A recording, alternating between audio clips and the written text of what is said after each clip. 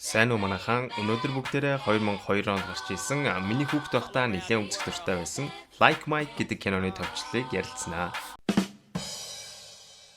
Calvin Cambridge гэх өсвөр насны хүү өөрийн дотны найз болох Murph Reg хоёртой саксны талбай дээр сакс тоглон цагийг зугаатай өнгөрүүлж илаа.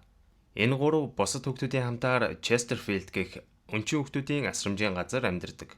Энэ гурав угаасаа саксан дуртай болохоор асрамжийн газрын урт талын талбай дээр ихэнхдээ цагийг өнгөрөөн сакстай байна л да. Ингээд тоглож итэл тэр хідээс арай ах болов гэмээр хэдэн хүүгүүд ирснээ манай гурвыг дээрлэх гэж үзэж байна. Энэ хэд ч гэсэн энэ асрамжийн газар их. Тэгснээ би бинийгээ дээрлэхээстэй.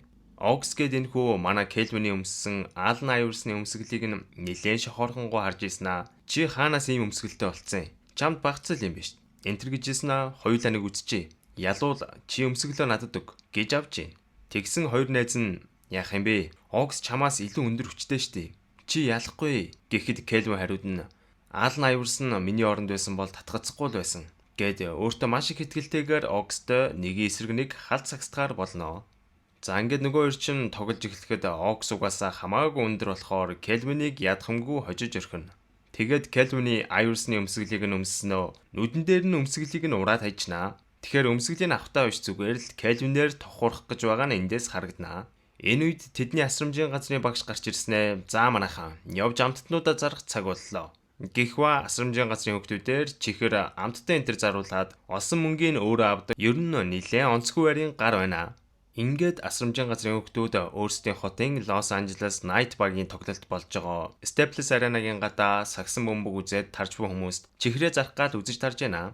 Манай ядч баг хүн болгон дээр очин та чихэр ах уу гэж зарах гад үзэж гисэн тэнд байгаа хүмүүс бараг л ахгүй. Энэ үеэр манай гурав бас дэлгэцээр хотынхоо багийг дэмжээстэй. Даанч баг нь тэмцээнд ялагдаж орхино. Яг энэ үеэр Kelvin Los Angeles Night Bug-ийн ахлах дасгалжуулагч машиндаа байхыг хараад очсноо. Дасгалжуулагч би танаа багийн улаан фэн шүү. Та манай чихрнээс авахгүй биз? Орлого нь сайн үлсийн аянд зарцуулах юм л та. Гэтэл дасгалжуулагч сайн үлсийн аян гэдгийг сонсоод хідэн чихэр авах гад төрөвчнээсээ $20 өгтөл Kelvin гинт дасгалжуулагчийн мөнгийг авахаа болсноо. Яг үннийг хэлэхэд энэ мөнгнүүдийг сайн үлсийн аян зориулдгийг мэдэхгүй байна. Тийм болохоор тань чихрээ зарж чадахгүй нэ. Гэтэл Kelvin-ийн шудраг байдал дасгалжуулагч таалагдсан бололтой. Хэрвээ чи миний мөнгийг авахгүй гэвэл дараагийн тоглолтын тасалбар авах уу? Найзуудаа ч гэсэн аваад орж болно шүү. Чамайг хэн гэдэг үлээ хүмүн гэд нэрийн тэмдэглэж аваад явнаа. Kelvin ч бөөн баяр болон энэ талаар найз Murph-тай хэлэхээр яарангүн. Дараагийн өдөр нь манай асрамжийн хэд маань бүгд л чадхаараа цэмбэгэр хувцалсан байлаа. Яагаад вэ гэхээр эдний асрамжийн газар хүмүүс ирж хүүхэд үрчилж авах юм гинэ. Ингээд хүмүүс ч гэсэн хос хосороо ирсээр л байлаа. Манай хэд ч тэр хүмүүсийн нүдэнд өрчиг санаатай зогсож итэл нөгөө Ox ч хэлж байна. Наадвал ч угаасаа жоохон хүүхдүүд л үрчилж авдсан штэ. Манусыг бол тоохгүй. Гэхэд Kelvin өнөөдөр би яагаад ч майлд үрчлэгдэнэ гэсэн итгэлтэй байна. Гэт аягүй итгэлтэйгээр зогссоор л байна. Ингээд хэдэн цаг өнгөрөхөд нэрэл Ox-ийн хэлснээр хүмүүс дандаа л жаахан хүүхдүүдийг нь үрчилж авсаар байлаа. Манай хэдтэй бүр хүмүүс ирж ярилцаж үтсэнгүү. Ингээд Ox-ийн хэлсэн зүйл үнний хувьтай байна да гэж итгэн жоохон нурмгар царайтай байж итэл Сүмийн багш хайрцаг дөрөв хувцас аваад ирж шүү. Тэр хавьд байдаг комиссийн дэлгүүрээс эдний асрамжид тандилсан хувцснууд гинэ. Ингээд манай хэд өөрсдөд нь таарч холгтой юм байна уу гэд үзчихсэн чинь гинт нэг Nike пүүз гараад ирнэ. Kelvin ч пүүзийг өмсөж үзэнгээ энэ одоо хэний пүүз юм болоо. Гэхэд Гэлма багш заав эзнийг Михаил ч лүү хэн блэ нэг алдартай сагсчны л пүүз юм гэсэн штэ гэж хэлнэ. Kelvin гайхан шалгахтал MJ гэж бичсэн байхan дээр Michael Jordan-ы өмсөжсэн пүүз байлаа. Хоёр найзтай энэ талаар хэлэн гуруула арай үгүй байлгүй дээ. Гээд гайхан зогсож итэл нөгөө мүү дээрлэх Ox ч ирснэ. Kelvin-ийг алив наадах надад өгөөдөх. Гээд булаах гэтэл Kelvin ч юу гэж шууд хөв чаргууцалдан булаацалж итэл Ox пүүзийг эндээшээ шитгэхэд шонгийн утсанд орогчноо. Ингээд шүн унтлагын цагийн үеэр Kelvin хоёр найзаагаа сэрээгээд тэр пүүзийг яаж хийж агаад авъя гэж уриалсаар байгаа хар усан борооноор нөгөө гурвчин гарнаа. Ингээд Kelvin мод руу авраад яг пүүзээ авдгийн даваан дээр аянга цохиод шонгийн утсаар гүйхэд Kelvin хөл алтан унах ч гэсэн нөгөө пүүзээ авч чадсан байлаа. Kelvin ашгүй гэмтэж бэрцсэнгүй. Гэтэл саяны цахилгаан гүйдлээс болсон уу пүүзэн дээр нь стил цахилгаан гүйсээр л байлаа. Гэхдээ Kelvin ч нэг их тоосонгүй. За тэгээд маргааш өдөр нь Knights-ийн тоглолтын өдөр болохоор манай хэд чихрээ зарахаар ирсэн байсан ч гэсэн Kelvin хоёр найзаагаа дагуулan плединг кастер очиход дасгалжуулагч амласнараа хэдэн плед тэр хэд дээр бичүүлчихжээ. Манай гурвч бөөн баяр пледэ аваад явж итэл Ox-ийг нь харснаа нөгөө асрамжийн газрын багшид хэлэхээр сүрдүүлэхэд Man Kelvin Оксыг ахуулдан надад нэг илүү билет байгаа штэ. Чи ч гэсэн үзэж болно штэ. Гэхдээ мань Оксч боломжийг юу гэж алдахав? Хизээч ийм тоглолт үзээ үлээ дээ. Шууд л зөвшөөрнө. Ингээд манай хэд тоглолтоо үзэж байх үеэр багийн тослох дасгалжуулагч харагданаа. Эдний тоглолтыг үзэх хүмүүсийн тоо ер нь л сүүлийн үед багасаад байгаа юм байна л да. Тийм болохоор үзэгчдийг татах янз янзын оролдлогууд хийж байгаа өгөөд өнөөдрийн хувьд тоглолтын завсарлагын үеэр багийн гол тоглогч Трейситэй азтай нэг үзэгчийг тоглуулахаар болно. Ингээд Трейситэй халз үзэх хүнийг сугалтал Кельвиний суудал байж таарна. Кельвин ч нүдэндээ итгэхгүй бөөн баяр болтол нөгөө Окс ч билетийг нь булааж авахгүй ш дайрнаа. Чи мөн намайг ч бардгүй байж яаж Трейситэй тоглох гээд байгаа аль өгөх. Тэгсэн Кельвин хүй хамгаалагч ирж шүү гэж Оксыг хуураад талбай руу буун очно. NBA-ийн талбайд анх удаа хөл тавьж үзчихв Кельвиний хувьд энэ бүхэн яг л зүуд шиг байлаа. Ингээд Трейситэй танилцсан тэр хоёр тоглож эхэлнэ. Трейси хүүг хаалгүйгээр ихний оноог нь өгчнө. Тэгээд хоёр дахь дээр уул нь хаах гэж оролцсон ч гэсэн Кельвин 3-аас жидээд оруулчнаа. За одоо хаахгүй оноо алдчихвал онгоо олох гэдсэн тул Кельвинийг хамгаалах гэж нэлээд хичээсэн ч цаатах нь Slam Dunk хийчихэн тэр. Тэнд байсан бүх хүмүүс шок. Удалгүй хүмүүс бүгд Кельвинийг дэмжин орилж ордон дүүрэн алга ташилт. Энэ бүхнийг харсан туслах тасгалжуулагчийн толгойд нэг бодол орж ирсэн бололтойг шүү. Дөрсөлөгдөн Найтсын ахлах болон туслах тасгалжуулагч хоёр Кельвиний нөгөө багштай уулзаж байгаа харагдана. Туслах тасгалжуулагч тэгсэн хэлж байна. Кельвинийг 7 хоног манай багт тоглуулчихаа. Гэтэл мань багш заавал би түүний багш бас асран хамгаалагчийн хувьд бас хамаагүй ингээд тоглуулад явуулах зөв ч юм уу буруу ч юм уу сайн мэдэхгүй л байна. Гэтэл 7 хоногийн цалинг нь урьдчилаад өгнө. Гэхдээ нөгөө багш ч мөнгө гэж сонсонгуудаа шууд л зөвшөөрж орхино. Муухай шуналтай гар юм да. Ингээд Кельвин NBA-ийн баг тоглохоор боллоо. Энэ мэдээг сонссон манай гурав яаж ийм зүйл болчихвоо гэд хоорондоо ярилцж байхдаа энэ Майкл Жорданы пүүлснээс л болж ингэж чадсан байхаа. Гэт Кельвин нөгөө хоёроо энэ талаар хүнд битгий хэлээрэй гээл загч байна. Даан чин яриаг нь нөгөө Оксчон олоод сонсож байна. Дүрсэлдэгдэн Кельвин Лос Анжелес Найтс багийн хувц солих хөрөөл рүү орж ирж байна. Тэгсэн багийн эд нь нөгөө үчин чамд хичээл захаар дахиад түрээдэрлээ. Сайн сууж авд юм шүү. Энтергээд Трейси хөөрхөн шоглоноо. Туслах дасгалжуулагч Кельвинд Найтсын өмсгөл бас дээр нь өмсгөлтөөр адилхан өнгөтэй шинэ пүүз өгөхөд манай хүн "Гэ би хуучин пүүзтэйгээ тоглож болох уу?" гэхэд "Гүй хүмүүн чи тоглох хэрэггүй штэ. Талбай дээр сайхан харагдахад л болно" гэж авт юм да. Кельвинийг тоглуулах гэж биш зүгээр л олныг татах маркетингда ашиглах гэж байгаа нь энэ юм байна л да. Эртээдийн тоглолтоос нь болоод Кельвинийг үзэх гэсэн хүмүүс ордныг дүүргэжээ. Тэгсэн манай хүнийг эхний хагас талбайд ярьж гаргасангүй. Ингээд завсралгын үеэр Кельвин "Ингэж тоглоул зүгээр юм биш үү" гэж саналаа хэлтэл ахлах тасгалжуулагчид түүний санаа таалагдаж түүний хэлснээр тоглоцгоё. Бас Кельвин чи талбай дээр тоглол гэж авнаа.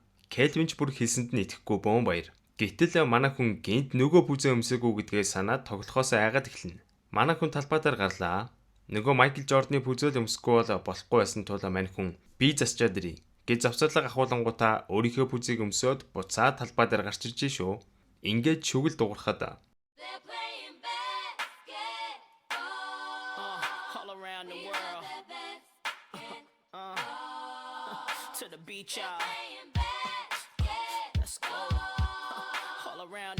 түүнийг 7 хоног л тоглуулах гэж байсан бол ингэж сайн тоглохыг нь хараад энэ үдрэл дуустал тоглуулах гэрээг хийжээ. Ингээд аялан тоглолтондоо гарах гэж цаа чин бөөн баяр болсон юмнуудаа бэлдээ байжсэн чинь нөгөө багш ирсэнэ. Нэрээ цааш ер нь өөр гэр бүл энтер гэж хаагаад дэмий явах уу. Одоо дандаа л чиний нэр хүндэд болсон хүмүүс чамайг авахгүй шошуурна. Багш нь л чиний асран хамгаалагчаараа байсан дээр бах гэж авч байна. Кельвиний асран хамгаалагч нь гэж явдаг болохоор Кельвиний гэрээний бүх мөнгийг нь авч байгаа болохоор л ингэж ажиллаж байгаа шүү дээ энэ худлаагаар. За ингээд өөр хотод очих гээд нисэж байхдаа ахлах тасгалжуулагч Трейси Кельвин хоёрыг нэг өрөөнд хуваарлсан гэдгээ Трейси хэлнэ. Тэгсэн Трейси уурлан "Би мангар хугацаанд тэнийг өрөөнд амьдарч чадахгүй штэ" гэж хэлэгч ахлах тасгалжуулагчийн үг бол хууль. За ингээд буудлын дээр очиход Трейситэй нэг өрөөнд хуваарлагдсан Кельвин бөөн баяр. За тэгээд анх удаа юм тансаг буудалд орж үзэж байгаа болохоор энэ үгээр ч нэг эргээл тэр үгээр ч нэг үсрээл. Трейсид энэ бүхэн нэлээд яшигтай санагдаж Кельвинээс ер нь л залхсан шинжтэй байлаа. Эдний багийнхан өөр хотод тоглолттой үеэрээ буудлаасаа шүн хамаагүй гарч болдгүй байна л да. Тэгсэн мань Трейси нэг бүсгүйтэй болцох гээд гарах гэж байна. Тэгсэн Кельвин хамт явъя гэж шалаад салахгүй. Трейси нэг арга сэдэд Кельвинд өрөөний үйлчлэгээ гэдэг юм зааж өгнө.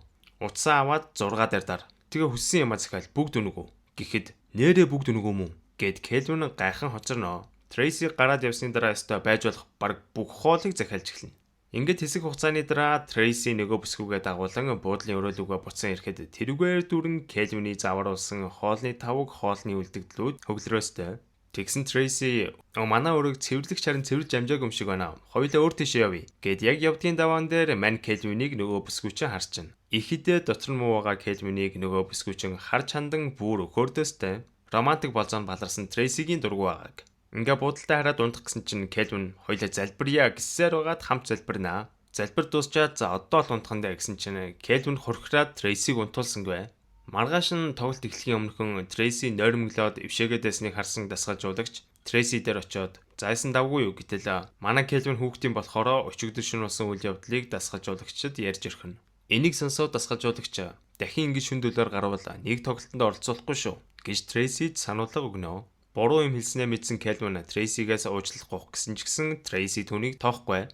Тэдний тоглолтууд үргэлжилсээр Кельвин ч бүх тоглолтондоо бужигнуулан бүр өөрийнхөө шүтдэг Аллен Айверсны хүртэл шагааг нь мултлаг шахан хуурж мураад тэдний баг тоглолт дараалан ялалт байгуулж илаа. Тэр байтугай манай хүн бүр NBA-ийн Slam Dunk-ийн тэмцээний авраг хүртэл болоод авчлаа. Сонин сэтгүүл дээр гарч хэвлэлийн урал энтерт ороод манай хүний карьер асар хурдан өсч мөнгө сайн олж илаа. Өөрийн асрамжийн газрын хэдтэй цахилгаан скутер энтер бэлгэлнэ. Нэг өрөө Кельвин хоттой ирсэн асрамжийн газраа онжитол Морф шүндөлөөр Кельвинийг сэрээснэ. NBA тоглох ямар хувэ гэж асууж байна. Манай хүнч нэг нойрмог. Тэгэл дажгүй штэ. Тэр цмаа энтэнд очихоор өрөөний үйлчлэгээ гэдэг гоё юм байт юм аа. Тэр нь бүр янзын. Энтергээд ярилцаад байжсэн чинь энэ бүхнийг сонсож хөвтсөн Оксын атархуу зан хөдөлсөн уу яасан. Кельвиний пүзийг нь хүчээр авах гэж дайрнаа. Ингээд энэ гурвын ноцолдох чимээнээр тэдний багш багш гэжтэй нөгөө шуналтай гарч орж ирсэнэ. Оксыг учиргүй загнан дахиж Кельвинд гар хүрвэл хөөн шүү гэж сөрдүүлнэ. Тэгснэ Кельвинийг миний хүү бэртээгүй үз. Энтергээд учиргүй халамжлаа. Сандаач биш гол мөнгө олж өгдөг хүн нь болохоор л ингэж долгонж байгаа шүү дээ.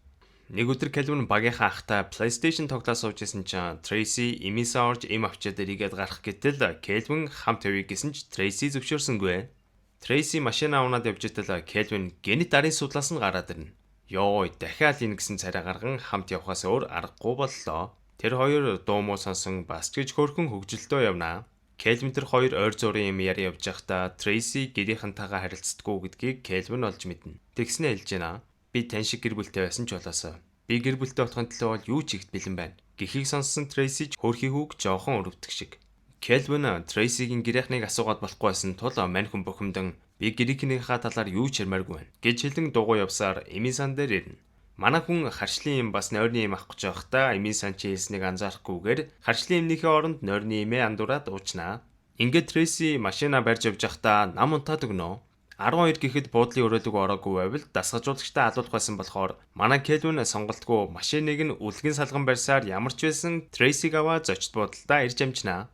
Маргааш нь Трейси багийнхаа андаас Кельвин жолоо барьж яваад юмхан мөргснөөс болоод дасгалжуулагч нь Кельвинийг нэг тоглолтод оролцох эрхийг нь хасаж хийцгсэн тухай сонсно. Оройн онгоцоор өөрсдийнхөө хот руу нисж байх үеэрээ Трейси өөрийнх нь буруу ахад туслах гэж оролдоо шийтгүүлсэнд нь уучлалт гуйгаад бас баярлснаа илэрхийлнэ.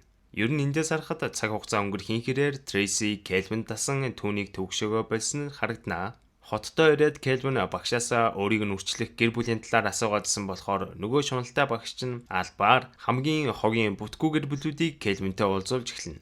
Эднэр бүгдээрээ л Кельвиний нэр хүнд мөнгө төгрөгөнд нь болсон хүмүүс байлаа.